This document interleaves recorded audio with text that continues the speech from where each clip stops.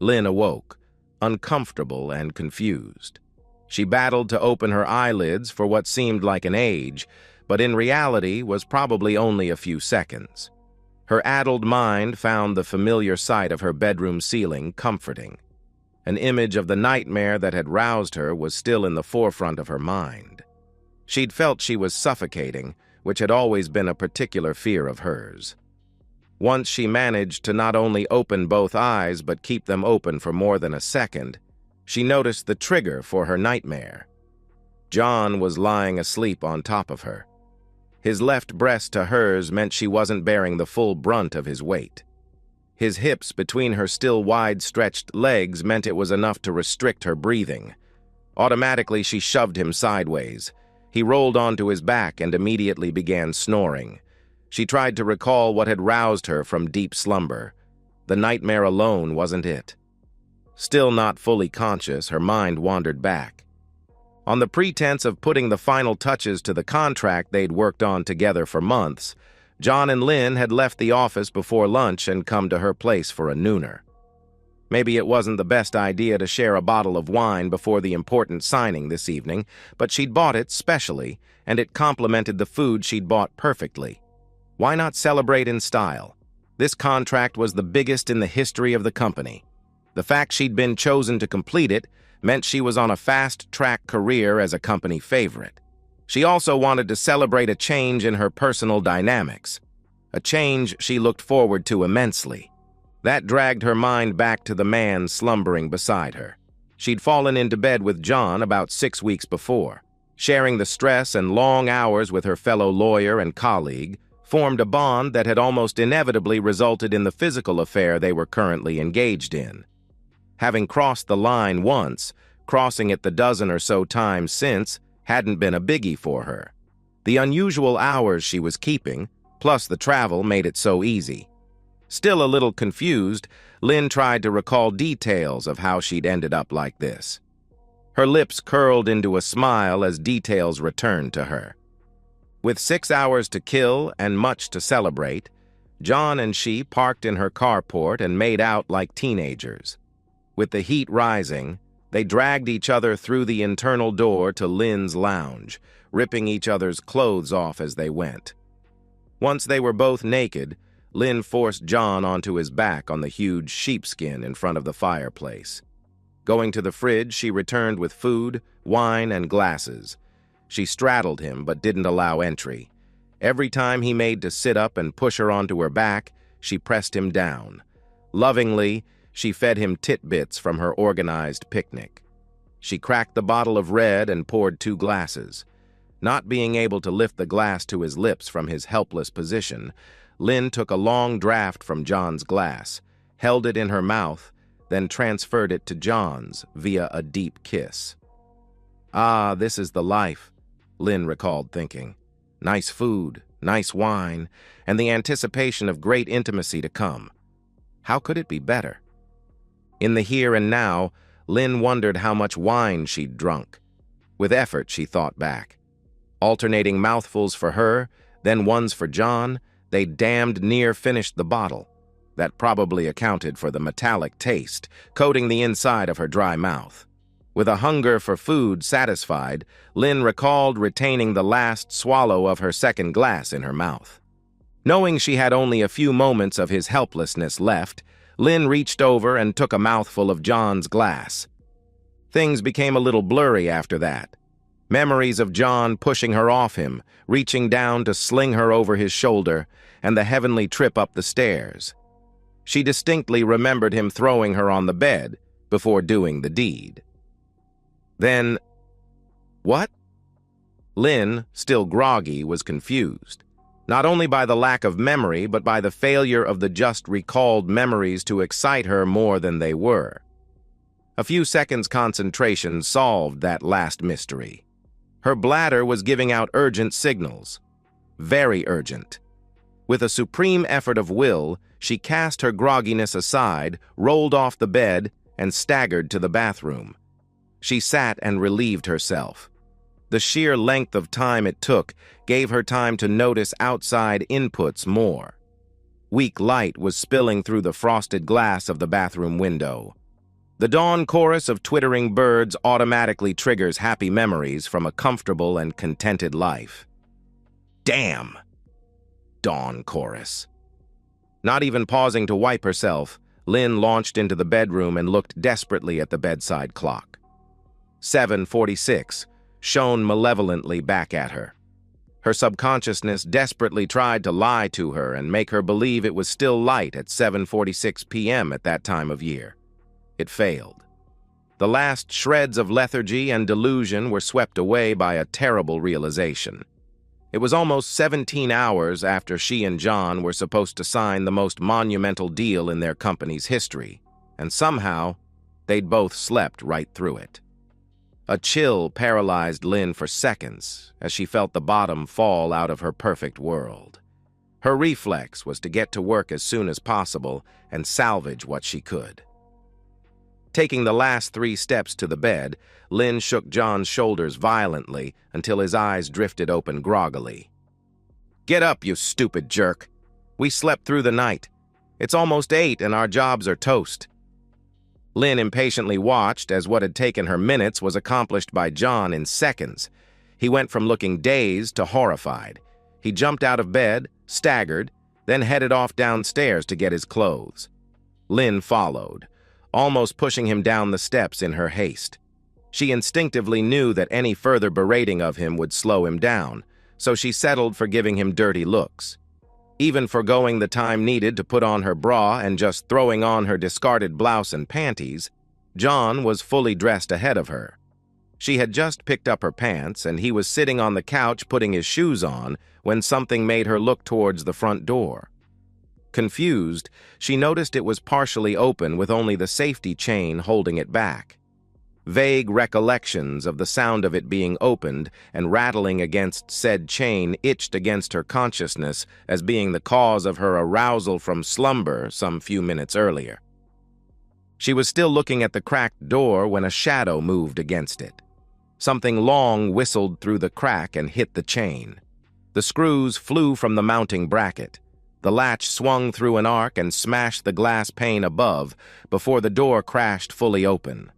The sight that met Lynn and John could only be described as anger incarnate.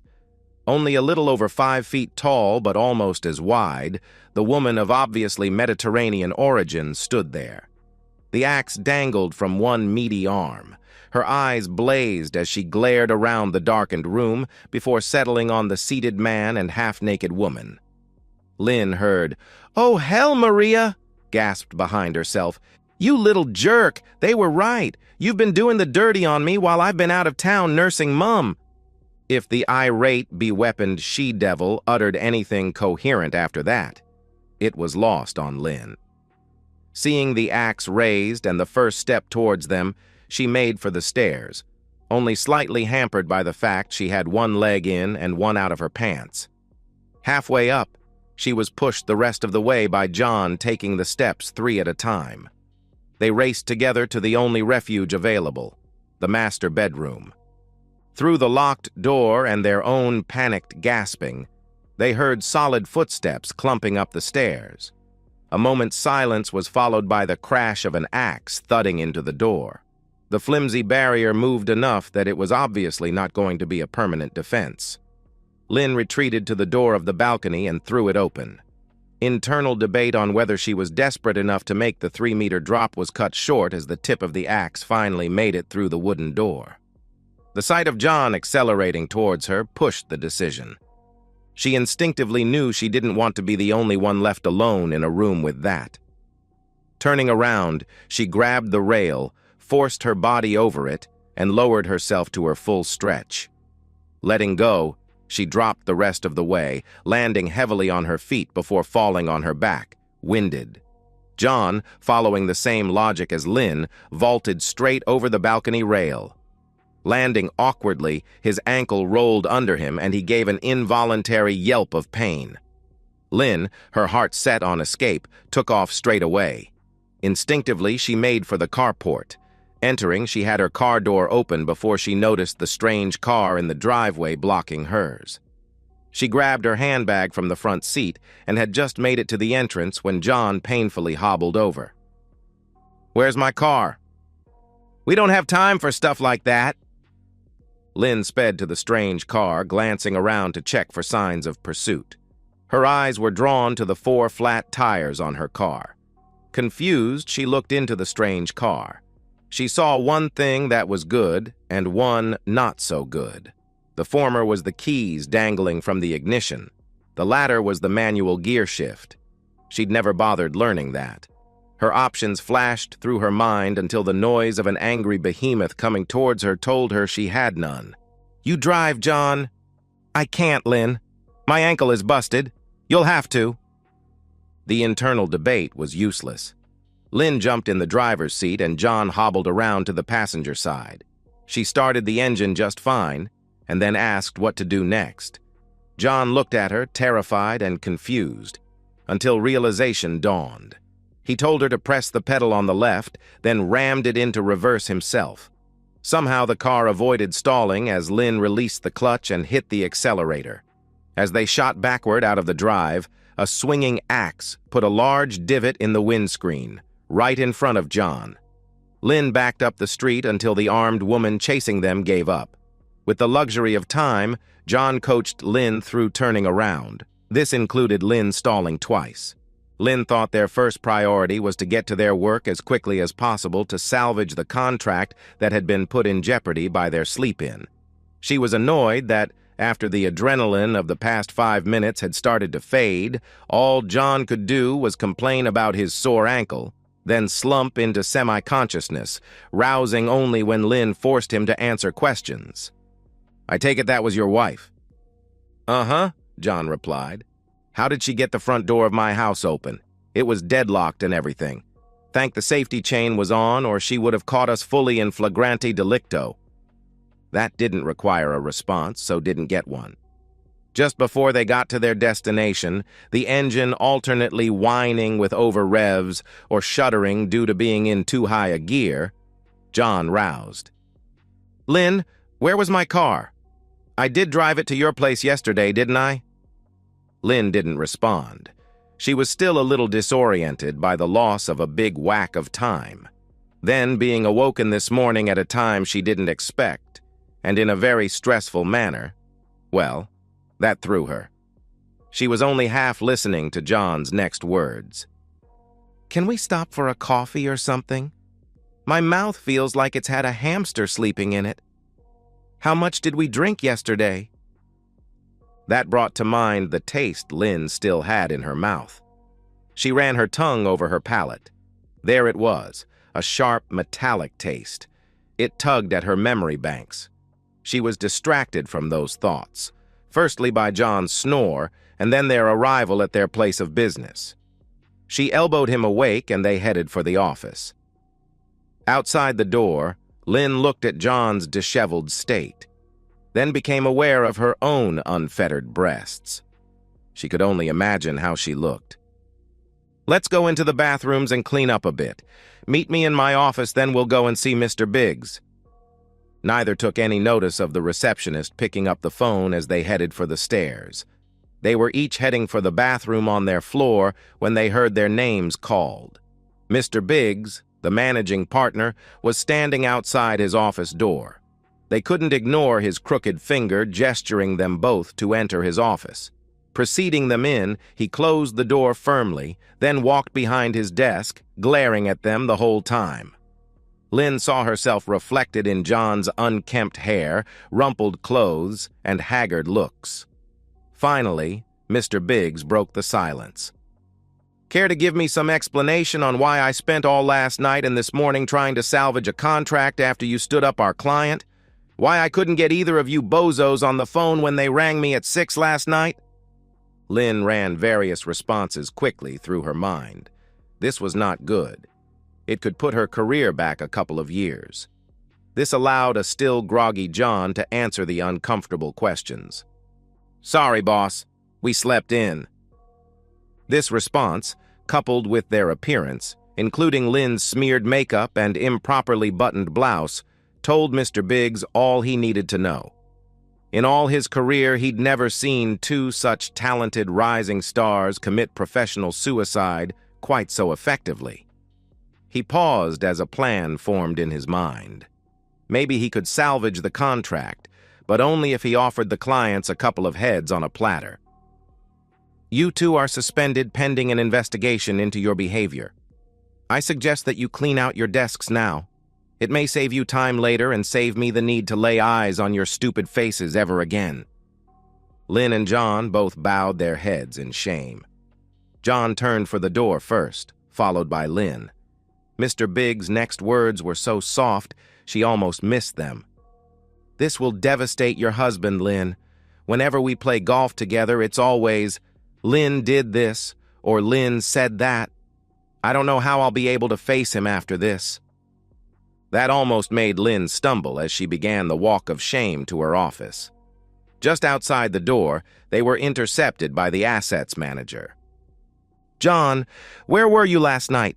Where is your company car? John shook his head. This is serious. Did you drive your car last night? I don't think so. I went to sleep yesterday afternoon and didn't wake up until this morning. My car was missing. Did you report it stolen to the police? He asked. John just shook his head again. Well, if I was you, I'd call the police straight away. They rang this morning to see who was assigned that car. Apparently, whoever stole it from your place used it to ram raid the local biker hangout. 2 of their guys were injured when it came through the wall of their clubhouse. You might want to think of a more convincing alibi before you call them. John turned to look at Lynn in utter confusion. She had no answers to give him. Lynn strode and John hobbled to their respective offices. As they left with their personal effects in file boxes, they had to endure the indignity of the admin manager looking through the boxes to ensure no company equipment or data was being removed. Their colleagues stood silent witnesses as they were escorted to the door. They put the boxes in the back of John's wife's car. Lynn pushed John away when he came in for a comforting hug. All that had happened in the last hour was because he didn't wake them up yesterday afternoon. Still stunned, they both sat in the front seat collecting their thoughts. John in the driver's seat. Lynn looked at herself for the first time that day, then at John, and saw them as their boss had. How bloody stupid had they been? John proved he was finally back to reality when he spoke next. Job and marriage toasted in one day, wow! Lynn was about to rip into him for his inane and unhelpful comment when a screech of tires drew their attention to the car park entrance. John gasped at what he saw. Damn! Carlos! He quickly started the car and gasped as his injured ankle depressed the clutch pedal. They took off, heading out the entrance. They passed John's wife in the passenger seat of the strange car. The driver was big and angry. He glared at them as they passed. Who the hell is Carlos? Asked Lynn. My wife's brother. He's bad news. I'm talking mob bad. He spent more time in jail than out, and he has never liked me. His first spell in the joint was because he beat up some guy at school for saying Maria was easy behind her back. Now you tell me, you clown, replied Lynn. As John sped away, Lynn was relieved to see the other car boxed in as it tried to do a quick U-turn. Lynn directed John to make a couple of quick turns as soon as they were out of sight. 5 minutes later, there was no sign of pursuit, and they were on one of the freeways through the city. They discussed where to go, but could come to no agreement. Obviously, John's house was out of the question, and now they knew that Maria was aware of where Lynn lived. So was her place. They were no closer to deciding a destination when John reached the dashboard and turned on a device. He explained that it was his wife's habit of listening to the police radio channel. It's legal unless a person uses the information so gained in any way. The airwaves were busy giving the license plate number and description of the car they were in. It had been reported stolen and was linked to the ram raid of the previous night. Lynn and John had no time to digest this before they saw flashing lights off to the side and heard the sirens wailing. Lynn turned to see a motorcycle policeman alongside them, with the rider gesturing for them to pull over. She told John to obey. The police motorcycle pulled in right in front of them. The cyclist got off and unhurriedly removed his helmet before walking towards them, looking at the broken windscreen. The pair sat silently as the policeman leaned in John's window. To their amazement, he asked if they knew it was illegal to drive with the screen in that condition. With relief, they realized he hadn't heard the recent bulletins. John gave his name and address because he couldn't produce a license. They held their breath as the copper returned to his bike, retrieved an iPad-type device, and began tapping away. He'd just looked back at them with alarm when their attention was drawn to the sound of loud, decelerating Harleys. They were going the opposite way, about 10 of them. The last few of them had their heads turned towards Lynn and John. The rest were slowing down, looking for a gap in the railing to cross the median strip. John reacted automatically. He started the car, shoved it into gear, and took off.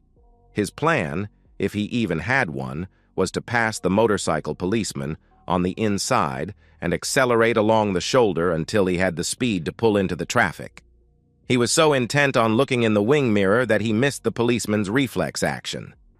Hearing the car start behind him, the policeman stepped away from the bike and the road. Lynn's yell came too late to stop him from hitting the guy with the offside wing. Stopping wasn't an option, so John continued to accelerate. In her mirror, Lynn watched in horror as the policeman tried to roll onto his feet, an impossible task with his legs sticking out at such an unnatural angle. Lynn vented her spleen at her chauffeur. John, trying to ignore her, just pulled into the flow of cars, then wove in and out of the traffic at well above the posted speed. With no sign of pursuit, John took the second next exit and headed away from the freeway on increasingly minor roads. They both cringed whenever they saw a motorcycle.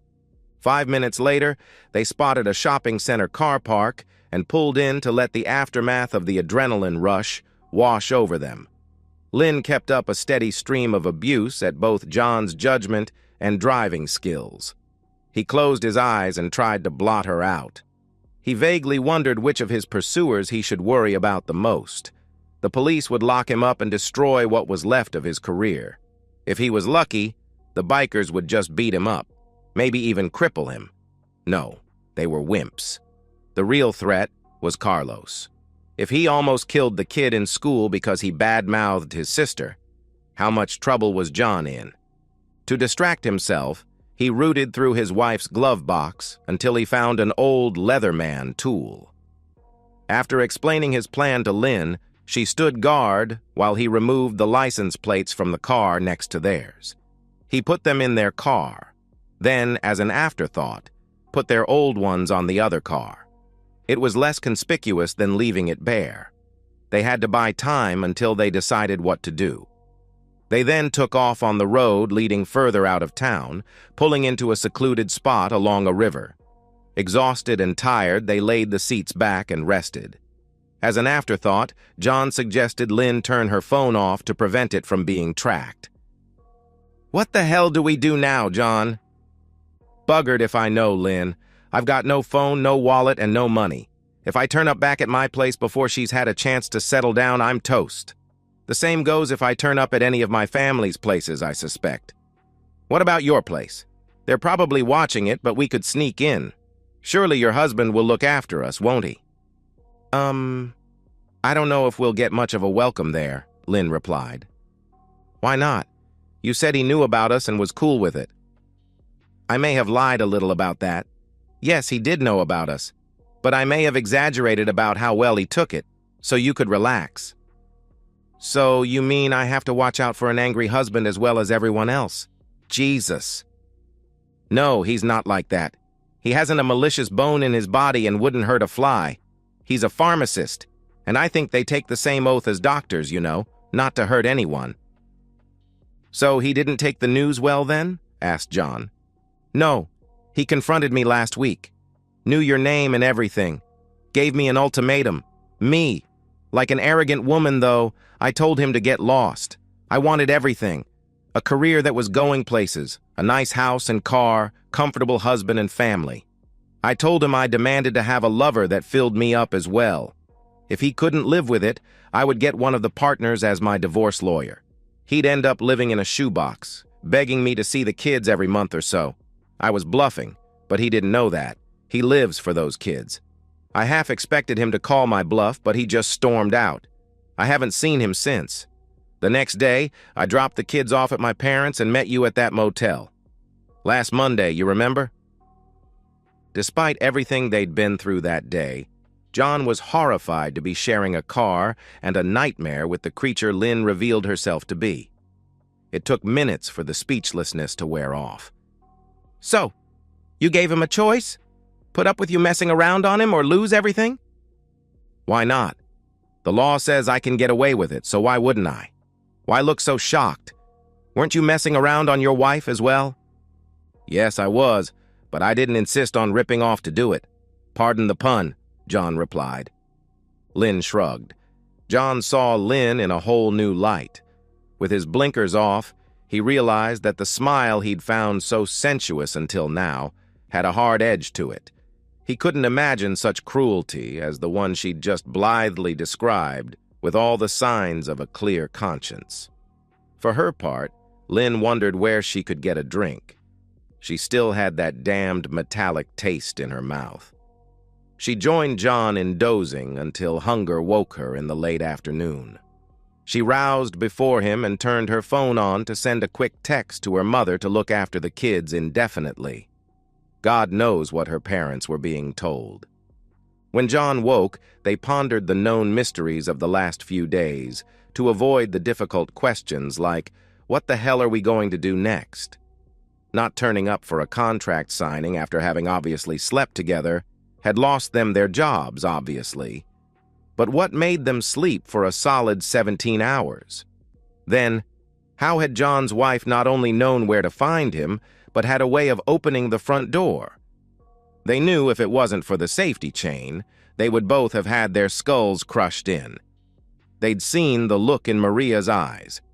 They were stuck on this point when Lynn glimpsed Carlos's car cruising slowly down the road, through the trees. It kept going, however, and as soon as it disappeared around a corner, they took off the other way. John was angry when he learned that Lynn had turned her phone on earlier. He reached over to grab it and throw it out the window, but she protected it. Again, they turned off as quickly as possible and headed in a completely different direction. That didn't matter. They didn't have a destination in mind anyway. It was 2 hours before dusk when they passed a remote fuel stop about 200 kilometers from home. With a glance at the fuel gauge, John took the risk and pulled in. While he fueled up at the automatic Bowser, Lynn went in, used the facilities, and then grabbed some food before going to the counter to pay. 2 attempts at paying with her debit card were declined. She looked to see how much cash she had while the attendant tried her credit card. That was declined as well. Just then, the attendant looked over her shoulder and asked what her husband was waving at. Lynn turned and saw John gesticulating to her furiously. She sprinted from the office, deaf to the shouts of the shop assistant yelling about the food she still held clasped in her hands. She walked briskly to him. He was babbling about 2 bikers who had just shown up. One of them immediately got his phone out. Lynn ordered him to get in and go. John obeyed with haste and they sped off. Lynn again watched in the mirror as the bikers gave chase. She didn't think it was a good time to burden him with the fact that the police had arranged for her cards to be canceled to stop them from running. They'd only made it a couple of kilometers when the sound of revving motorcycles could be heard over their own screaming engine. 1 bike was in each of their back quarters. John steered into the middle of the road as they went around a corner. As soon as they hit the next straight, the bike behind their left side surged forward to overtake. Reflexively, John edged left. That allowed the guy on the right to seize the opportunity. He was level with the rear door before John saw him in the mirror. Purely on instinct, he swung the wheel to the right. He didn't hit the bike, but the cyclist's own reflex was to bear off, right off the side of the road. Lynn looked on in fascination as the bike went into the spoon drain before catapulting the rider off. She watched as his mate slowed and turned to assist him. John, with adrenaline running high, asked Lynn if she'd seen what was on the cyclists' jackets. When she said that it showed a guy in a Mexican-style sombrero, John groaned and explained that was the Bandidos, a club with a violent reputation. Both driver and passenger anxiously watched the fuel gauge. John had only just started fueling up when the bikes arrived. Right on dusk, with the fuel gauge wrapped around the peg, John pulled off into a quiet country lane and killed the engine. In the last light of day, they could see some farms and outbuildings several hundred meters away. Sitting separate from everything else on a stand was what looked like a 10,000-liter tank, complete with a hose and nozzle. John reconnoitered in the gloom of early evening. Lights were on in the farm building, but otherwise no one was in sight. He checked that the fuel nozzle wasn't locked, and liquid came out when the trigger was pressed. He looked around in the gloom for some sort of container, but found none. He debated whether or not to turn his phone on and use the torch function. Concern about being traced through it won over the urge to keep moving. John returned to the car and, with Lynn, hunkered down to wait. The plan was to wait until midnight, push the car to the Bowser, fuel it up, and continue running. To while away some of the time until the lights went out on the farm, John and Lynn started talking about the strange events of the last day and listing who was after them. First, they'd fallen asleep while making love on Lynn's bed. That in itself wasn't strange, but sleeping for 17+ hours was. Unconsciously, Lynn grabbed the remains of the packet of potato chips she'd shoplifted from the roadhouse. Maybe they would remove the lingering taste from her mouth. Much of what happened since they woke that morning, or was it a week ago, was caused by John's car apparently being used to ram raid the local biker hangout. Obviously, it had been stolen, and given time, John could have convinced the bikers of that. That was all a little academic now after they'd injured one or worse, escaped from the roadhouse. Through the slightly optimistic eyes of those in these types of situations, they reviewed the motivations and intentions of those arrayed against them. John thought that his wife and brother-in-law would be satisfied by a light beating followed by a rapid wife-centric divorce agreement. The police? What did they know? Only that he'd knocked over and injured an officer and failed to stop. The failure to stop was justifiable, given the bikers. Would the injury result in jail time? They both considered it a small possibility. It was a justifiable accident, after all. That left only the bikers. John suggested that their reputation had been exaggerated by the media and they weren't actually as bad as everyone made out. Lynn kiboshed that optimistic line of reasoning. Her husband used to be in a biker club. He'd described a culture of crime that was an accepted way of life, and violence was endemic. Her husband's office in the club was in charge of stealing cars, either for sale or for use in their various nefarious activities. It became obvious to John that due to Lynn's memories of those stories, she was very, very afraid of the bikers. She went on to describe how her husband had escaped from the criminal life, got a straight job, and worked his way through university. It was obvious that Lynn was quite proud of her pharmacist. The car went quiet, and silence reigned until the lights went out in the farmhouse. Between John and Lynn, they pushed the car, with difficulty, over to the Bowser. Nervous and panting, John opened the fuel cap on the car and started filling it. It gurgled nicely into the tank until it overflowed. Hobbling back to the driver's side, he got in, started the engine, then floored it so the farmer wouldn't glimpse them and pass on a description. They'd just made it to the farm gate, about 50 meters, when the car hesitated. 20 meters later, all the lights on the dash went on as the engine stopped. Looking out the back window, Lynn urged John to get it restarted. Despite continuous cranking, it refused. A horrible thought occurred to Lynn. Is this car petrol or diesel? Petrol. Needs 98 octane, I think. And what was in that browser? Most farm equipment runs on diesel, doesn't it? How the hell should I know? I'm a city boy, John replied. They both began yelling at each other and still were when John's door was wrenched open and the farmer dragged him out. Pressing him to the side of the car, he demanded, loudly, to be told what the hell was going on. Lynn used the opportunity to jump out.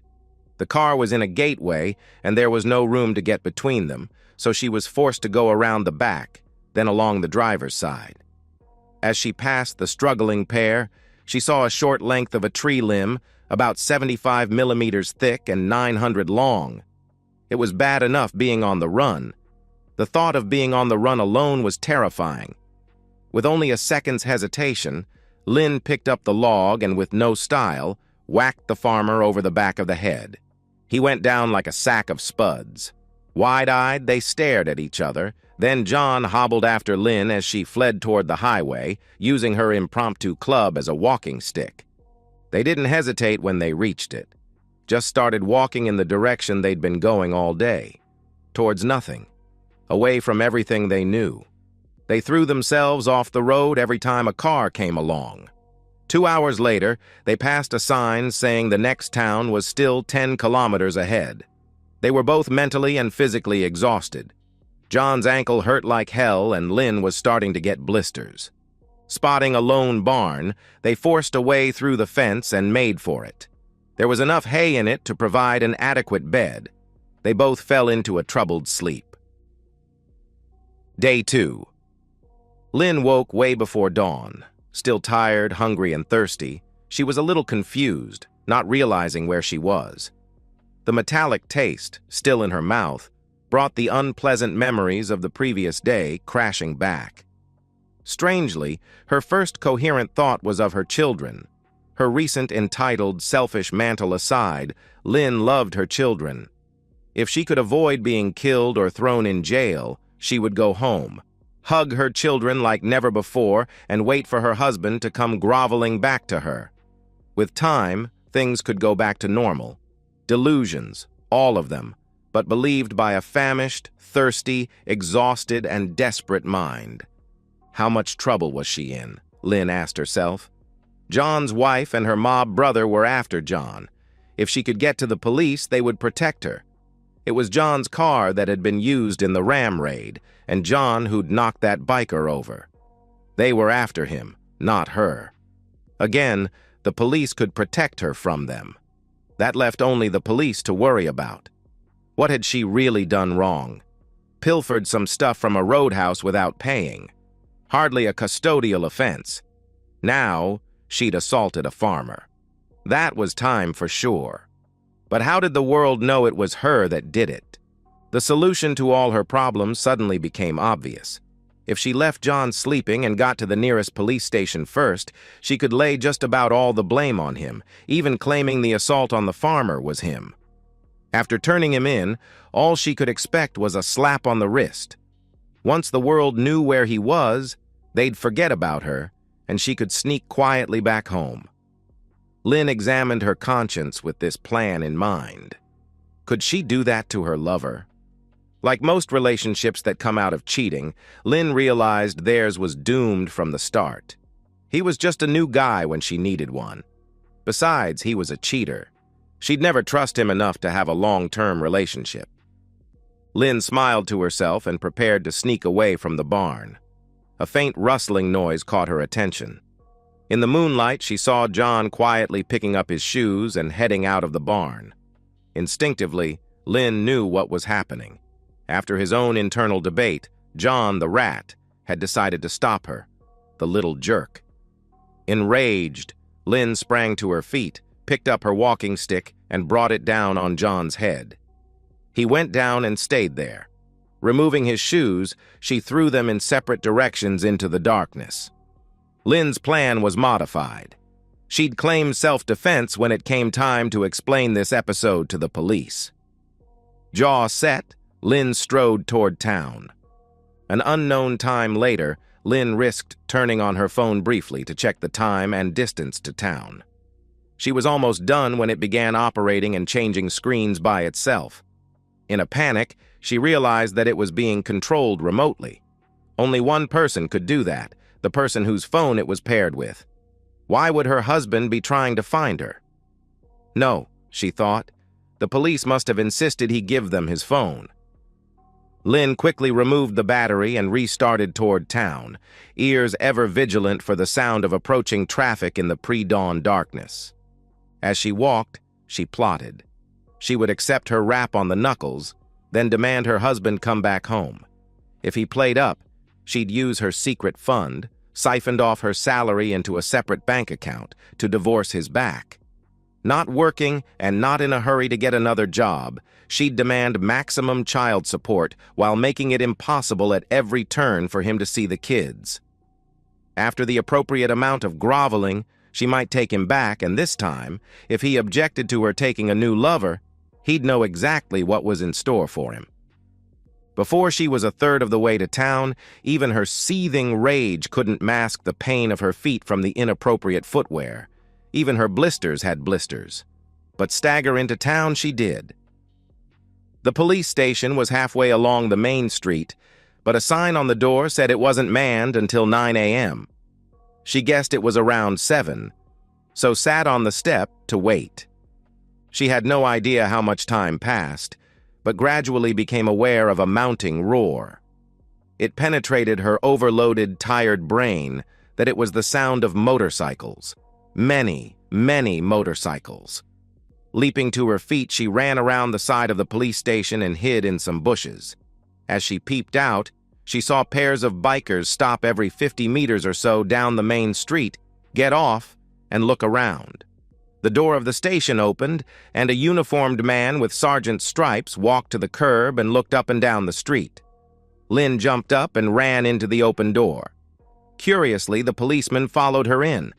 The sergeant was very interested to hear who she was. When she told them where John had been when she last saw him, he jumped on the radio and briskly gave orders to his unit on patrol. He then made some other calls before interviewing Lynn properly. She was very cooperative, and soon he had a witness statement attesting to 2 assaults by motor vehicle and an assault on the farmer. Partway through, a groggy John was brought in. The sergeant took one look at him and called an ambulance. When it arrived and John was stretchered up and loaded, the bikers closed in but were kept at bay by the police escort. As the ambulance and escort drove off, Lynn, peering around the doorframe, saw John's brother-in-law sprinting for his car and a ton of bikers racing for their rides. Things quietened down again, and Lynn finished her statement. She denied knowing anything about how John was injured. With only shoplifting to her name, Lynn was formally charged and told she could go. With her part in the serious injury of an officer, the police weren't at all cooperative about letting her use a phone, and her mobile having gone flat, she decided to walk to the nearest payphone to make a call. To who, she hadn't yet decided. Suddenly, all hell broke loose in the station. Gradually, Lynn pieced the story together. The ambulance and escort had been hijacked by unidentified bikers and others. Luckily, no one resisted, and everyone was unharmed. John was missing. Lynn sighed. Now there was no one to refute her side of the story.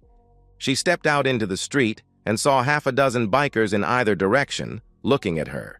She ran back inside and asked for protective custody. Still, in an unforgiving mood, the sergeant laughed and asked for what? Shoplifting? She was told that as it was public property, they couldn't force her to leave until 5 p.m. when they closed. Lynn begged and pleaded, but the sergeant was vindictively adamant. Just before 5, she checked to see if the bikers were still there. They were. Lynn, sore, hungry, tired, and weary beyond belief, felt she had no choice. Dropping her chin to her chest, she turned and walked back into the station. 15 minutes later, the sergeant had a confession to 2 serious assaults, and Lynn took residency of a nice, safe cell. Lynn's husband put down the phone. The call from his lawyer had told him not to expect his wife home in the next 5 years or so. It also predicted one of the quickest and most one-sided divorces in history. He glanced toward the tempting bottle of Lafroig. He'd been nudging the bottle a little much in the last month or so, ever since his and Lynn's wedding anniversary. He'd been at work and needed the date for a form. Glancing at the calendar, his heart sank as he realized it was their anniversary. Like the last time he forgot it, he predicted he was going to cop a flogging when he got home. He was just in the middle of arranging to leave early to buy a gift when Lynn rang. She had to work late that night.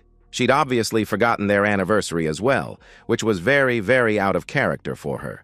Something must really be distracting her. He did leave early and did buy her a nice necklace, then was home in time to meet the kids from school and make them a healthy dinner. Lynn came home after 9, and he looked at her unemotionally for once. She avoided coming over for the customary kiss or even making eye contact. With blinkers off, he could see she was freshly showered. The hair on the nape of her neck was still damp. There was no mention of the missed anniversary. He was lucky that she was so busy hiding her own demeanor that she totally failed to spot his unusual one. The rest was easy. He waited for her to work late again, followed her from her office to a restaurant, then a motel, noted her lover's number plate, and then did his research. He had no plan when he confronted her. For the sake of the children, he may have forgiven her if she'd been suitably remorseful and convinced him it would never happen again. Her actual reaction shocked, appalled, but most importantly, offended him. He left to calm down, to avoid physically hurting her. Cheap, commercially available, telephone and email bugs provided the data necessary to fulfill the rest of his plan. The whiskey bottle beckoned to him still. Why not? The kids were in bed, it would be harmless. That made him sad. Tomorrow he'd have to have that conversation with his kids. They wouldn't be seeing their mum for a while. Well, not unless she found another source of bail money. That was a conversation he really wasn't looking forward to. He thought back to the paperwork shuffle he'd accomplished at work today. With luck, and only a cursory audit, the missing sleeping pills would never be missed. If one of 6 customers actually counted the pills in the bottle and reported them one short, then he'd get a slight rap on the knuckles. He idly picked up his phone and deleted the tracking program. Then he deleted a few contacts he would never need again. Lynn, Maria. Checking his bank balance online showed him that all their old joint account balances had been transferred to his new account. The balance was consistent with the contents of Lynn's secret account being added as well. As soon as he'd come to terms with the fact his wife could be deceptive, he'd gone looking. The arrogance of the woman, putting the statements in a folder next to the regular accounts, relying on the fact that he took little interest in the family finances, them being her domain throughout their marriage. Her password had been predictable. He shook his head. How long had she known him? Did she really believe he'd contemplate for even a second leading a life of humiliation? To give up the pride he knew was the cornerstone of his belief system? She knew he would die for his kids. How much easier it would be to kill for them. He rubbed his sore knee. Bloody cheap Japanese cars. The dashboard shouldn't collapse after the car hit one itty-bitty little brick wall. He poured himself a generous tot. For medicinal purposes only, you understand. Pulling out his checklist, he double-checked everything was completed, then lit it with the firelighter and threw it into the fireplace. As he watched it burn, he scoured his brain for anything he'd missed, but once again could not find a base uncovered. He took another sip, and for the first time in weeks, fully relaxed. That'll do, Dave. That'll do. And so, we've reached the end of today's story. Was it what you expected, or did it take a twist you didn't see coming? I'm curious to hear your thoughts. Share them in the comments below, and let's get a conversation going. If this story kept you hooked, make sure to hit that like button. And if you're new here or just haven't subscribed yet, now's the perfect time to join our community. I bring you fresh, captivating stories every day, so click that subscribe button and turn on notifications so you never miss out. Thanks for watching, and I'll see you in the next one.